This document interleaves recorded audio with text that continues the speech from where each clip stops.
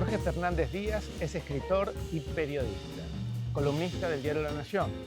Publicó, entre otros libros, El dilema de los próceres, Mamá, Fernández, Corazones desatados, La segunda vida de las flores, La logia de Cádiz, La hermandad del honor, Alguien quiere ver muerto a Emilio Malbrán y Las mujeres más solas del mundo. Ocupa el sillón Juan Bautista Alberdi en la Academia Argentina de Letras y hoy, en el ciclo Verano Planeta 2021, estamos presentando su último libro, La traición. Jorge, bienvenido. Muchas gracias, Nino. Por estar Un acá placer estar con vos. nuevamente en el ciclo, en este curioso modo de llegar a la gente, ¿no? Nos seguimos acercando los lectores a los autores, que era Sí, el origen del propósito, ¿no? exactamente. Esta Sí. vez virtualmente, Un pero ciclo muy querido por mí y siempre tengo la oportunidad de encontrarme con vos a conversar sobre libros y eso es muy interesante. muy realmente. generoso. ¿Cómo has vivido o cómo estás viviendo toda esta situación de la pandemia? ¿Cómo te ha condicionado en tu trabajo, en tu vida social? Mirá, mi mujer tuvo una neumonía que no fue COVID, pero la dejó un poco vulnerable. Estamos hablando de Verónica Chiaravalli, una colega a la que le mandamos un saludo desde acá. Sí, una editora además y periodista, y bueno, eso nos volvió un poco más vulnerables, de manera que no corrimos ningún riesgo, nos metimos en casa. Yo transmití todas las noches por Radio Mitre mi programa desde mi casa, desde mi biblioteca, escribí mis artículos desde mi ¿Cómo se biblioteca. transmite ¿Eh? desde tu casa? Y bueno, se aprende a transmitir de otro modo, ¿no? Sin la gestualidad de la radio, pero con algunos trucos que, bueno, costaron aprender, pero después realmente creo que esas cosas vinieron para quedarse, esas tecnologías, ¿Sí? ¿Vos crees verdaderamente. que será un principio de una revolución en la Sí, va a ser una comunicación? revolución sin duda, sin duda. Y después escribir desde mi biblioteca tuvo sus cosas buenas, digamos, ¿no? Sus cosas interesantes. Yo cada vez mis artículos los escribo más desde mi biblioteca, leyendo libros, estudiando historia, política, etcétera. Y bueno, lo que sucedió particularmente fue que yo tenía terminado un ensayo de 1000 páginas, este, para Planeta, que un poco fundían mis artículos más imperecederos con un diario personal, con una crónica política de lo que me había ocurrido a mí desde los 18 años hasta aquí. Bueno, un libro tremendo que me costó muchísimo. Cuando lo teníamos listo, cae la cuarentena. Y entonces me dice Nacho Iraola, el director editorial de Planeta, mira, no hay mercado para esto, no saquemos esto ahora, son 1000 páginas, ¿por qué no escribís una novela? Aprovechar la cuarentena y escribís una novela. Bueno, eh, eso fue un gran reto para mí, porque escribir una novela de Remil, es la tercera Claro, novela de después Remil, del Puñal y la herida, Puñal y la herida, que seguimos guiándonos de la mano de ese infame de Remil. del Eso es. infame espía, un espía, son novelas de espionaje político y bueno, ¿sabés lo que fue escribirlo dentro de casa, con ayuda? Por supuesto tuve ayuda, tuve gente digamos, gente especializada en intelectuales de la inteligencia, del mundo de la defensa, historiadores, Sí, porque es que un mundo muy opaco, muy de yo, Paco, subterráneo. yo en general no me doy con agentes ni como periodista, ni como novelista me doy con agentes de la AFI, ni cosas por el de la CIDE, ni nada, porque me parece un poco intoxicante. Tal vez No, ellos contigo sí. no, yo no, si son fans de Remil, muchos de ellos, pero no son, ni no, yo no estoy cuestionando a periodistas de investigación que sí lo hacen y lo tienen que seguir haciendo, acá y en Claro, todo el mundo, por claro, supuesto, claro, ¿no? claro. Pero yo me mantengo un poco con el nivel de los intelectuales, los que enseñan en la escuela de inteligencia, los que enseñan en la escuela de defensa, los que enseñan, que esos son intelectuales que hablan conmigo mucho, o detectives o espías del mundo de la inteligencia criminal, que tienen muchas ideas. Pero en este caso, además, tuve al teléfono tenía que pedir ayuda. Por ejemplo, toda la parte médica de la novela, yo le pedí ayuda a López Rossetti. Lo llamaba al A López Daniel, Rossetti sí. a cualquier hora y le decía, che, necesito que balen a un tipo de determinada manera, que luego le pase esto, que luego lo internen. Y él iba y me hacía una especie de historia clínica al revés. Claro. ¿Viste? Cada vez que yo llamaba decía, este loco, ¿qué quiere? Decía López Rossetti, ¿no? Por ejemplo, una cosa sobre veneno, no quiero espolear la Sí. novela, ¿no? ¿Cómo? Bueno, pero pará que tengo que estudiar un poco toxicología, bueno, todo fue, pero hubo Alconadamón, bueno, las denuncias cómo deberían ser, eh, o tantos otros que me estoy olvidando en este momento, una lista de amigos que me permitieron desde mi casa saldar algunas deudas o dudas que yo tenía con asuntos en una trama compleja que no se me había ocurrido durante esta cuarentena, que ya venía de antes, que se me ocurrió en París, pero que bueno, tuve que escribirla encerrado, digamos, ¿no? En 7 meses. Te quiero preguntar algo que una vez le escuché a Manucho Mujica Lainez diciendo que él era tributario de su condición de periodista, el escritor que había sido, que él no hubiera podido ser escritor si no hubiera sido antes periodista. Yo en ese momento me sorprendí porque yo pienso que, bueno, es un escalón así Sí. mucho más importante, la literatura. ¿Qué sentís vos? ¿Sos tributario? ¿Le debes algo a tu condición de periodista, el escritor que sos hoy? Yo era escritor, digamos, desde antes de ser periodista, y de hecho entré al periodismo como si fuera a una bohemia, ¿no? A una especie de bohemia literaria donde se hablaban, ¿no? Esas viejas redacciones que vos también conociste y que fueron toda una escuela Una en escuela. sí misma, ¿no? Y siempre quise que las dos cosas se casaran, que el periodismo y la literatura de ficción estuvieran juntas en la medida de lo posible. Eso no fue tan sencillo como yo creía. Pero tengo que decir que cuando salía a la cancha de verdad, que por ejemplo, cuando estaba en La Razón, yo tenía 24 años, La Razón de Timerman, Laínio y Timerman, ¿no? Ese momento tan particular donde Félix terminaba uno y Laínez. empezaba otro, Félix Laínio y Jacobo Una Timerman. generación de periodistas que, Imagínate lo que era eso, increíble. increíble. Y yo escribía, era redactor de sucesos, dirían en España, o sea, de policiales, y yo quería ir por delante de la policía, como, ¿no? E investigar y qué sé yo. Y bueno, ahí empezaron una primera experiencia que es que nosotros sabíamos, Nino, muchas cosas de la mafia del fútbol, de la mafia, de la industria de los secuestros extorsivos, que en ese momento estaba en auge, y de Sí, otros muchos temas, que no se sabía pueden publicar. que no se podían publicar. Se Entonces, supone, dicen, ¿no? Que el periodista publica el 20% de lo que sabe. por eso. Entonces, a mí siempre la ficción me dije, bueno, ¿por qué no contar lo que sabemos? Pues no podemos probar. Bueno, pero lo puedo contar como novela. Me permitieron contarlo por entregas, hice unos folletines en la vieja La Razón La razón. vespertina, Claro, vespertina, vespertina, sí. claro, la que llegaba a todos los cafés populares de Buenos Aires, e hice varios folletines. Entonces, después volví a hacer lo mismo con la vida privada, ¿no? Es decir, la vida privada no podía contarse en los medios de comunicación porque nadie quiere desnudarse del todo y contar cosas, un amante de esto, de aquello. Entonces, muchas veces para contar la verdad yo tenía que hacer literatura para contar lo que yo sabía.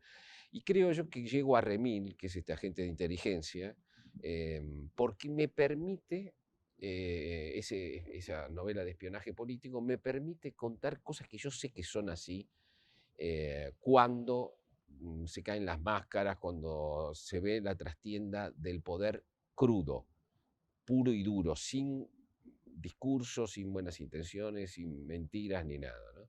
Así que así nació Remil y así siguió en la tradición. ¿Sos de alguna forma nostálgico de esa bohemia de los medios que vivimos? Sí, sí. Yo no extraño trabajar en las redacciones después de, este año cumplo 40 años, ¿no? En el periodismo. Pero yo hace 5 años que ya no estoy en las redacciones, donde me crié. Yo me crié en las redacciones. eh, de aquí, de Neuquén, de La Razón, en Abril, perdón, en Perfil, en Atlántida y en La Nación, ¿no? Y siempre encontré en esos lugares gente erudita, gente maravillosa, gente, bueno, algunos no muy recomendables, Sí. ¿no?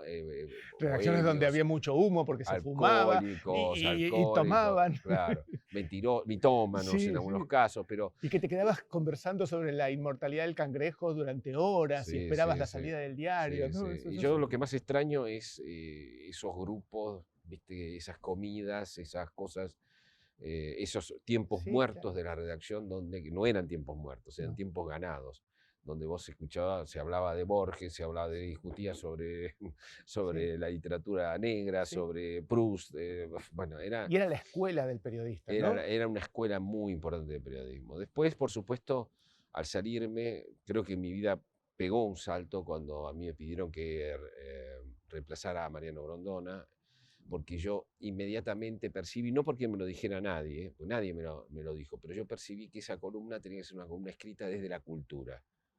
No podía ser un panorama político, por eso ya lo hacían otros compañeros, ¿no? Y que yo estaba un poco obligado a volver a estudiar. Y no, yo volví a Claro.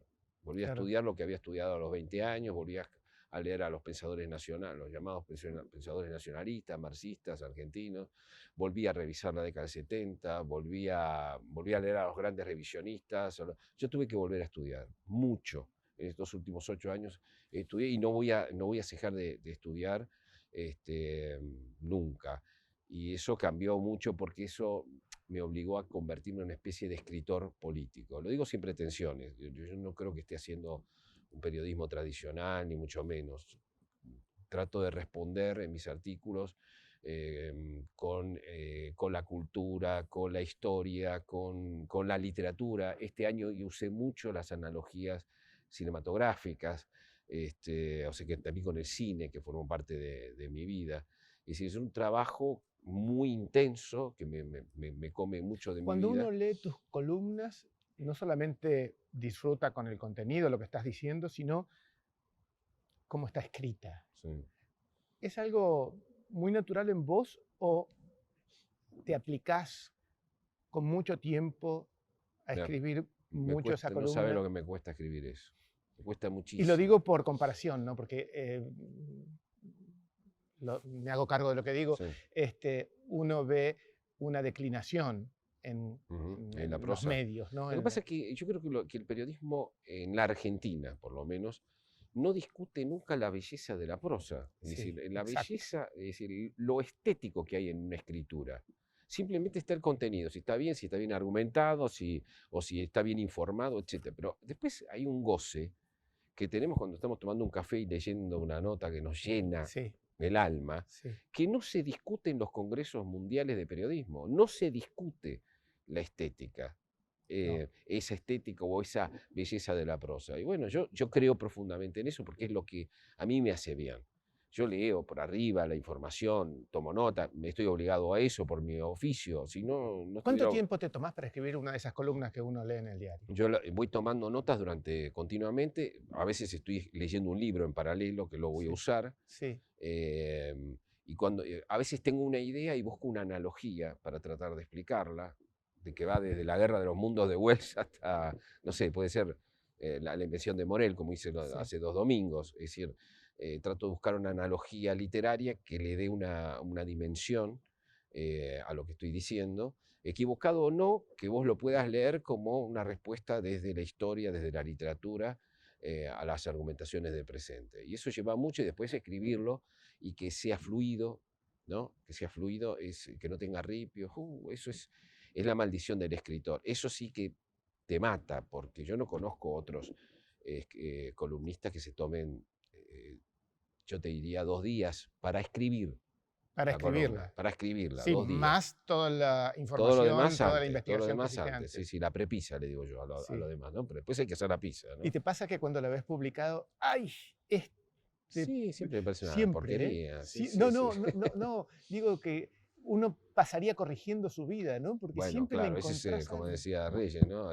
Claro, uno publica para no tener que seguir Para corrigiendo. seguir corrigiendo. Claro, claro. ¿Qué le decimos a un lector que va a enfrentar la traición en cuanto al género? Es un thriller, lo sabemos, Sí. pero tiene mucho de Mira, ensayo periodístico. ¿Qué es esto? mira, Nino, yo creo que se esperaba de mí, y eso yo lo veo mucho en muchos lectores sofisticados de la política, no me refiero a ciudadanos de a pie o a lectores de a pie, sino esos que son sofisticados, Sí, ¿no? De la política. Y yo creo que esperaban de mí una novela política. Pero, ¿sabes cuál es el problema? Que para mí la literatura de ficción es juego. Lo que hago como escritor político no es juego.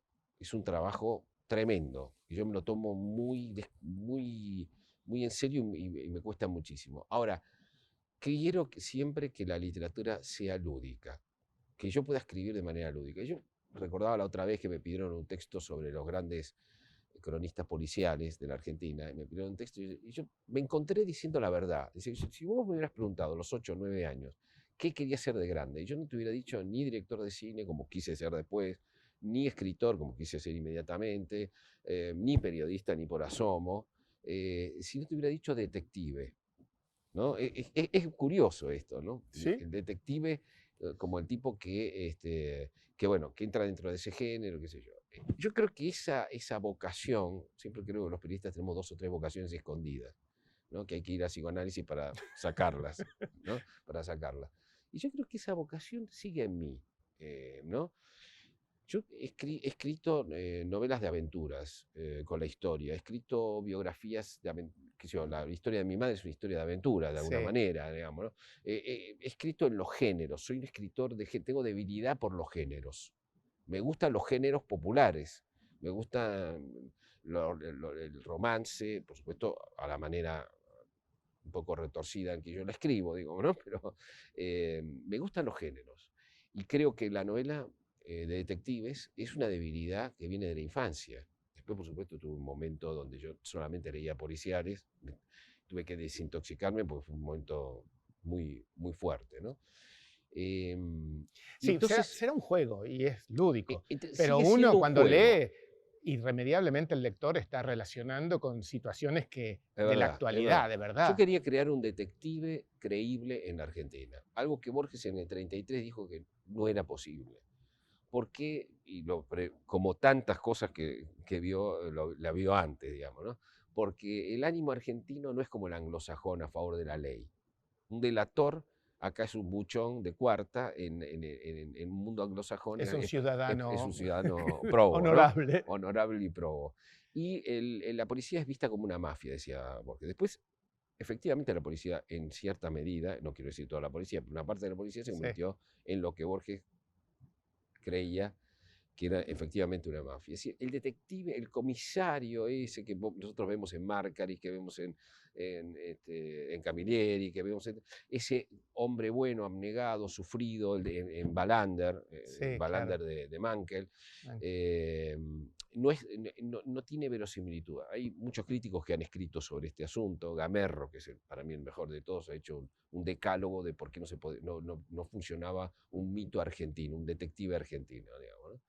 Entonces, en una búsqueda del detective argentino, después de haber fallado varias veces, yo encuentro un espía que es un espía, un detective, que es en realidad un criminal de Estado. Y yo digo, yo creo que un criminal de Estado me lo vas a creer, ¿no? Si sos un lector. Es decir, un espía que por supuesto en la Argentina significa espiar la política y hacer chanchullos en la política. Y por lo tanto que sea infame en el sentido de que hace lo que tiene que hacer de una manera poco recomendable, aunque yo me tomaría una cerveza con Remil, así. por supuesto, ¿no? Yo me tomaría mucha cerveza con Remil. Eh, y me parece a mí que el gran orgullo, Nino, porque hemos hablado varias veces y hemos presentado juntos tanto el puñal, la herida, y Sí. ahora estamos presentando la traición, el gran orgullo es que voy a un lugar y me dicen, Remil tal cosa, Remil tal otra, o ¿por qué Remil tal otra? O llego a España y entro en el país de Madrid y toda la cúpula del diario son fans de Remil. Eh, o sea, se convierte, ¿Qué te produce eso es cuando vos has impresionante. escrito eso y resulta que intervenís Me en el siento el pibe espíritu de de la 8 gente? años, el pibe de Claro, 8 años que quería eso ser un debe ser detective. increíble. Por lo tanto, a ver, esta no es una novela, por eso te digo que muchos dicen, no, esta es una novela política de Fernández Díaz. No, no, es una novela de detectives sobre la política. Ahora, ¿por qué es verosímil? Y Por lo que vos preguntás. Es verosímil porque, porque, digamos, el mundo remil es una realidad virtual. Pero es una realidad virtual, es decir, no es la realidad, pero es una realidad tremendamente parecida y equivalente, donde suceden cosas, un terreno donde suceden cosas que nosotros sabemos que suceden, ¿eh? Siempre dentro de un género. Ese género quiere decir persecuciones, suspenso. ahora, ¿cómo se instala afuera? Porque eso que estás pintando, como decía García Márquez, en Latinoamérica es más fácil hacerles creer una fantasía, pero tiene repercusiones fuera, donde la realidad es distinta, Sí. porque estas cosas son más creíbles entre nosotros, ¿no? Claro, porque Nino, uno se podría preguntar, ¿es tan frondosa y escandalosa la realidad política argentina, y hay tanto desastre, escándalo, quilombo todo el tiempo, que uno dice, ¿qué vas a necesitar hacer además crear una realidad virtual Sí. donde si nunca vas a poder superar la No, realidad? claro. Bueno, en cierta medida es cierto. Lo que pasa es que cuando vos entras en esta realidad virtual, vos sentís que muchas cosas que viste o estuvieron cerca tuyo están explicadas desde atrás. Y están explicadas en su intimidad y en su interrelación. Entonces me parece que en ese sentido funciona. No es que yo lo tenga totalmente consciente. Yo escribo lúdicamente. Esto se me ocurrió en París, esta historia Sí. se me ocurrió porque estuve dos meses en París, becado, y cuando viajaba de París a Sevilla a dar una charla en el aeropuerto de Orly. Yo digo, se me ocurre esa pregunta que se me ocurre siempre en un thriller político. Yo creo que voy a hablar de alguien que no me gusta a mí, que es Tom Clancy. A mí no me interesó No nunca te Tom gusta. Clancy, pero es canónico en el sentido de que es un thriller político, que aquí no tiene tradición en la Argentina y que en el mundo anglosajón lo tiene, ¿no? El thriller político es una pregunta respondida, contestada con imaginación más conocimiento.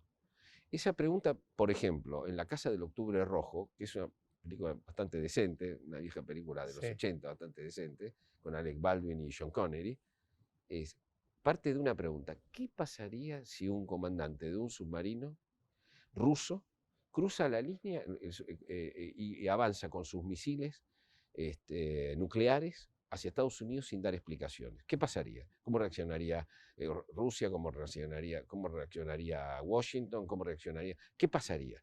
Bueno, ¿Y cuál fue tu pregunta en Orly? la pregunta de Norlí fue, ¿qué pasaría si un referente social que visita habitualmente al Papa y que es un ex guerrillero se cree la mentira de que hay un Estado, de nuevo hay un Estado prerevolucionario en la Argentina, que hay una dictadura militar la herencia de la dictadura militar en el poder, y que llegó la hora de los pueblos y que finalmente la iglesia de los pobres va a acompañar y quiere hacer un acto insurreccional, un acto publicitario al estilo que hizo en la tablada Oriana Merlo. ¿Qué pasaría? Y la respuesta, dije, bueno, Pero vos no estabas en Orly, vos estabas en tu cabeza, sí, porque sí, sí, sí. ¿qué fue lo que pasó ahí? Nada, nada, nada. Estábamos sentados esperando, estaba lleno de gente para viajar. Viajamos mal. Pero Orly, además Orly para mí siempre era, ahí habían transcurrido muchas historias de espionaje que yo había Claro, leído. claro. Y dije, ¿qué pasaría si? Y creo que el Vaticano, alguien para ayudar al Papa, trataría de contratar un servicio de inteligencia paralelo para que tratar de que las cosas no llegaran a mayores y no le manchen la sotana al Papa, digamos, ¿no? El puñal, el original del puñal se lo diste a Arturo Pérez Reverte, Sí, sí, sí. que es un gran amigo tuyo. Un gran amigo, sí, sí. ¿Tuvo algo que ver con la traición, Arturo? Sí, porque cuando llegué a Sevilla, que es cuando dimos esta charla, era un seminario sobre España interesantísimo, interesantísimo. Que Verónica y yo fuimos y no pudimos evitar anotar todo lo que íbamos de invitados, pero nos sentamos y era tan interesante lo que decían que empezamos los dos a anotar cosas porque hablaban eruditos de Claro, izquierda, derecha, claro. fue realmente extraordinario. Pero íbamos todas las noches a comer con Arturo. Y yo le cuento la idea esta germinal, ¿no? Entonces empezamos a discutir esta historia. Y después yo me di cuenta que junto a esta historia estaba necesariamente un friso de progresistas que habían dejado de ser progresistas porque habían aceptado que la corrupción estaba bien, que se plegaban a estrategias autoritarias, setentistas que creían, porque aquí hubo una gran glorificación del setentismo, de Montonero, principalmente de Montoneros, ¿no? De Arp también, pero principalmente de Montoneros. Esos muchachos que peleaban por la democracia, ¿no? Por la democracia no peleaban. Vamos a empezar por ahí. No peleaban por la democracia. Peleaban por una dictadura del proletariado o dictadura popular, según si eras más nacionalista o más Claro. guevarista en ese momento, digamos, ¿no? Es decir, hay una especie de adulteración y de juego irresponsable y de enajenación creado ¿no? De que estaban bajo una dictadura, que había condiciones revolucionarias, digamos, que se metían presos corruptos porque estaban en un revanchismo estilo la Revolución Libertadora. Todo mentira, todo era virtual. Eso sí que era un juego virtual, pero bueno, alguien podía tomárselo en serio, ¿no?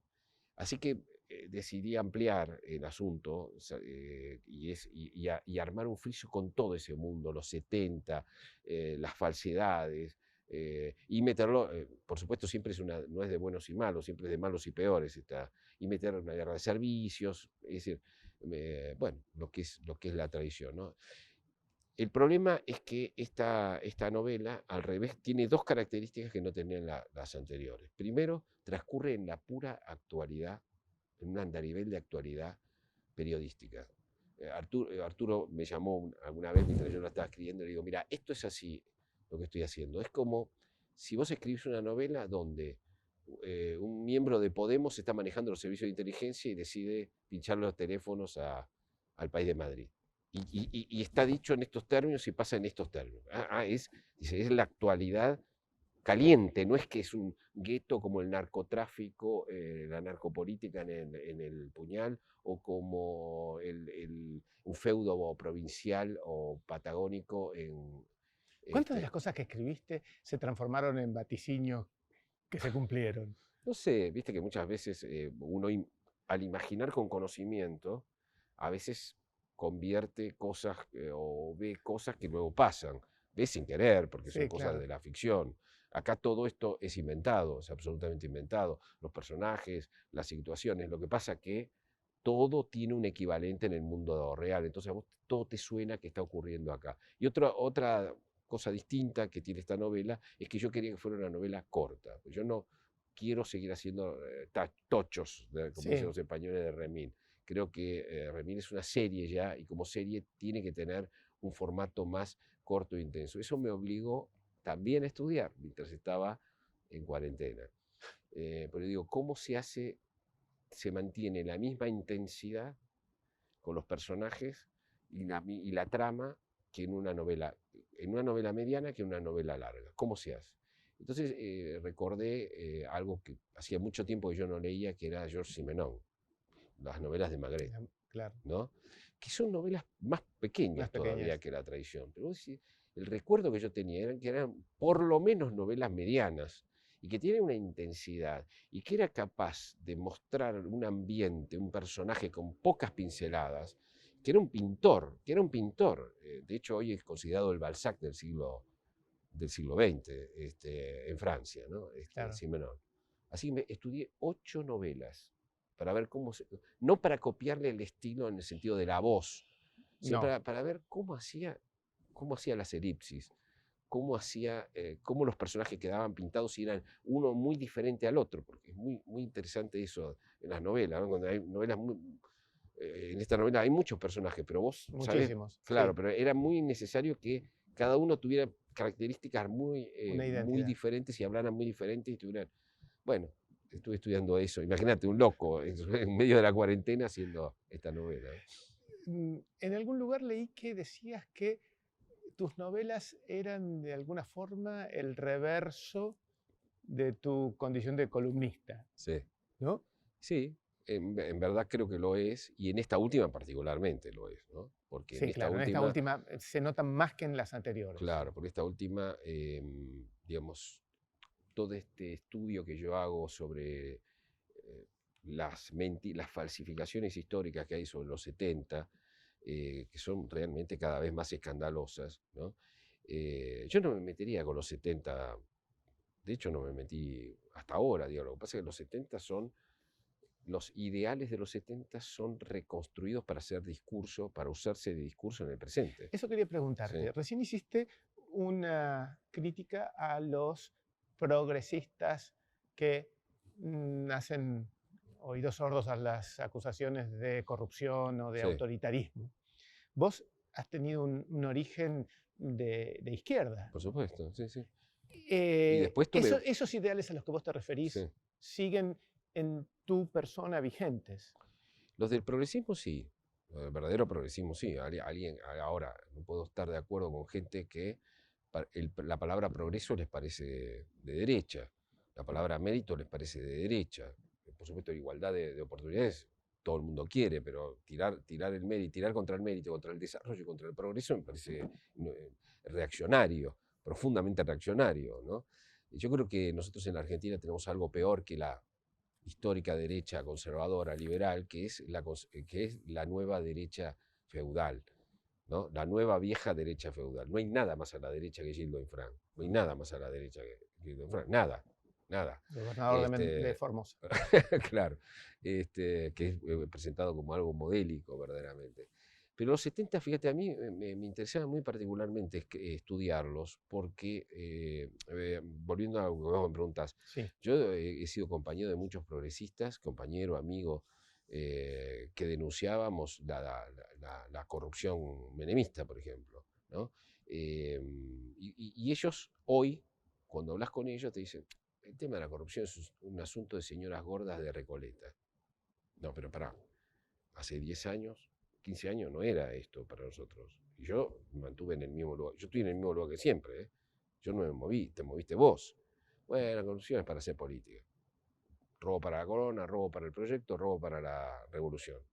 Si hay una metamorfosis ahí muy grande, muy grande. Es decir, si vos creés que Moyano es un representante de los obreros argentinos, no sé qué, y justificás lo que es Moyano, que es un multimillonario, que le reza a Jofa todas las noches. Sí, Bueno, en la Argentina se naturaliza y cuidado, nadie ¿no? duda de que, Sí. no digo todos, pero muchos jefes sindicales son gente multimillonaria. No ocurre eso en todo el mundo. Y no, no.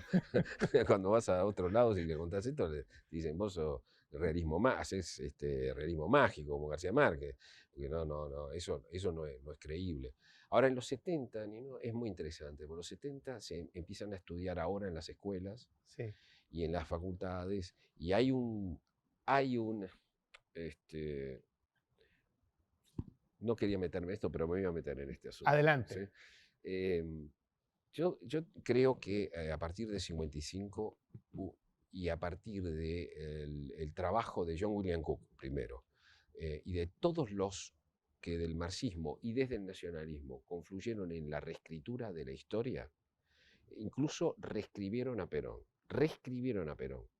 No es que Perón dominaba el asunto, le reescribieron las cosas. Por ejemplo, la idea de un socialismo nacional se la tuvieron que implantar a Perón. Puiggrós se la tuvo que pedir a Perón. Perón no le interesaba nada, ni el revisionismo, él quería estar por encima de todos, lógicamente, ¿no?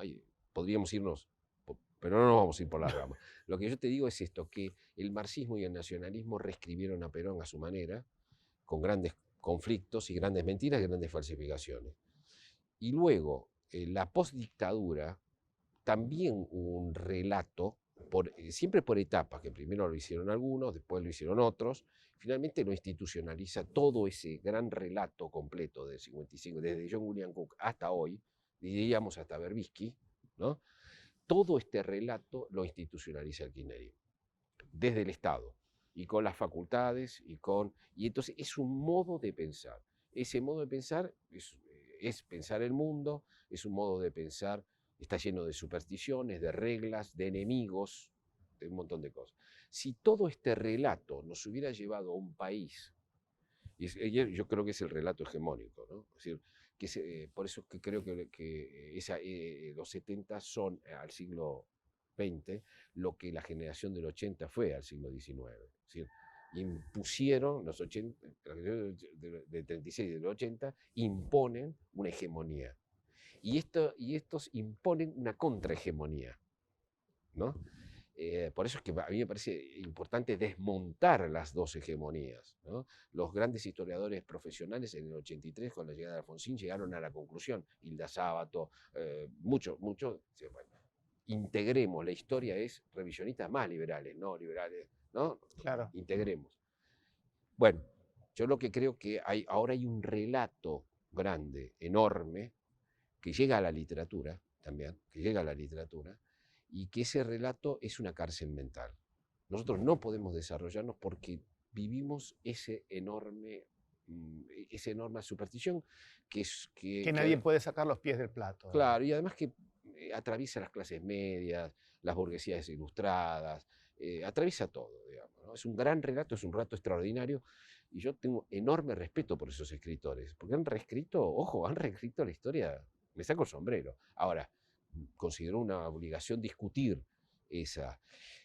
No hay, los setentistas siempre son buenos en las novelas argentinas, en términos generales, digo, no, hay excepciones. Los progresistas, todos nos consideramos progresistas, entonces son buenos. Los malos son los ricos, los buenos son los pobres. Es decir, hay una serie de categorías muy burdas, pero que están de hecho en la cultura argentina y específicamente en las novelas. Por eso un amigo, lo puedo decir porque Gonzalo Garcés, que es también un gran escritor, dice, pero esto es gravísimo, porque es una novela popular donde por primera vez se cuestiona a las vacas sagradas.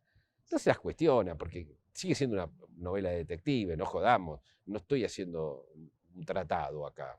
Sí, en algún momento lo voy a hacer, pero no es este el caso, digamos. Mencionaste recién a Perón, y como el personaje, o quien aparece acá muy fuertemente aludido, es Bergoglio, Sí, y te escuché decir a vos sí. que vos crees que Bergoglio hubiera preferido ser Perón a ser Papa.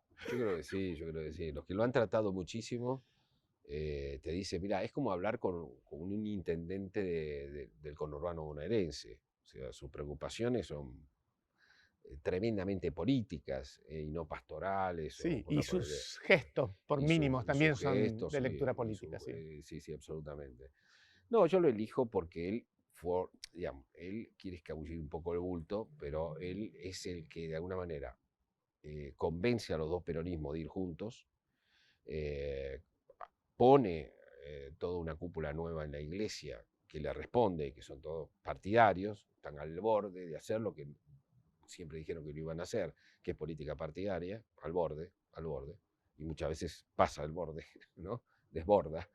Eh, y bueno, entonces, digamos, un conservador popular como Bergoglio, curiosamente, que responde a otro conservador popular, idealmente que era Perón, se convierte en un progresista en la Argentina y conduce una santa alianza progresista donde están los setentistas, es una ridiculez absoluta. Es lo que vos llamás la nueva Santa La Alianza. nueva Santa Alianza, sí, yo la quise poner acá pero te digo, a ver, el propio Bergoglio es el inventor, digamos, es el que compra el lawfare, la teoría del lawfare, como dice prestigiosísimos constitucionalistas, es un disparate, es un verdadero disparate jurídico y político. Bueno, entonces, digamos, me pareció un personaje, ya estaba, ¿te acordás? En La Herida, En La ¿no? Herida, Donde sí. se le había perdido pero menos implicado políticamente. Siempre es un fantasma, porque no es que aparece Bergoglio, ¿no? Pero sí aparece algún personaje que están cerca de él, ¿no? ¿Has tenido repercusiones ya que te han llegado, devoluciones de los lectores? Devoluciones sí, sí, Y devoluciones, pero no, todavía no la Iglesia Argentina, ¿qué dijo? No sabes. no sé nada. Bueno, contame. Tampoco me quiero meter con la Iglesia Argentina. En la Iglesia Argentina yo conozco un montón de cuadros del catolicismo, curas que están horrorizados con las cosas que hacen los bergoglistas, Claro. ¿no? No lo pueden creer. Y tienen un miedo bárbaro, ¿no? Seguro. Si es una cosa, te mandan a Mozambique. Sí. Además, ¿no? es la única monarquía absoluta que existe sobre la Claro, Tierra. Así absolutamente. ¿no? que, ya para ir finalizando, Jorge, Remil, Sí. ¿va a sobrevivir a la traición? Y viste que yo nunca sé cuando termino una novela si va a seguir o no. No le puedes decir eso a la gente que sigue a Remil, Sí, yo que lo sí- sigue más que a Fernández Díaz. A veces creo que sí. Pero, mira, yo creo que Remil es de lo más natural que me sale a mí. Es decir, esto de unir juego con tratar de contarlo y poner foco donde no se ven las cosas. Entonces digamos, ¿no? apostamos a que va a seguir. Si es lo Yo que te pienso divierte. que va a seguir, siempre está la idea, no puedo decir nada, pero siempre hay una idea de hacer una serie, pero bueno, y eso seguramente va a hacer que Remil vaya por su anterior, porque yo no voy a participar de nada, en nada de eso, pero bueno, Pero después, ojo, que después tenés que juzgarla y no te va a gustar. si no me gusta no voy a decir nada. Bueno, Jorge, muchas gracias. Gracias a vos. En Nico, serio, muchas siempre un gracias a vos. placer como tener siempre. estas charlas contigo. Como siempre, gracias. Gracias. Bueno. Y nosotros volvemos a vernos en la próxima entrega del ciclo Verano Planeta 2021. Gracias. ¿Estás, jóvenes? ¿Salió? Muy bien. Salió. Bueno, buenísimo.